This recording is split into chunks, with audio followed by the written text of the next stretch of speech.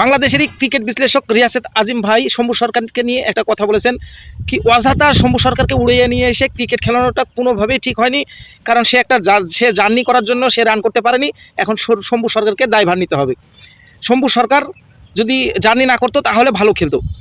আমি রিয়াসত আজিম ভাইয়ের উদ্দেশ্যে একটা কথা বলতে চাই, ভাই শুনেন, এসব তেলবাজি বাদ দিয়ে দেন। কারণ আর কত, একটা কৃষকের ছেলে যদি সারা রাত ধান মারা পর আবার সকালে যায় যদি ধান কাটতে পারে, বাবার সবচেয়ে আদরের ছেলেটা যে যে কখনো সংসারে কাজ করেনি, ঘুম থেকে উঠতো সকাল 10টা বাজে, সে ছেলেটা বিদেশের মাটিতে গিয়ে 18 ঘন্টা ডিউটি করে আসে, রান্না করে খেয়ে আবার ঘুম থেকে ফজরে উঠে রান্না করে যদি 18 ঘন্টা আবারও ডিউটি করতে পারে, তা আপনি সারা বছর ক্রিকেটটা খেলে আপনি ভালো কিছু করতে পারবেন না মাত্র 2-3 ঘন্টা জার্নি করার জন্য।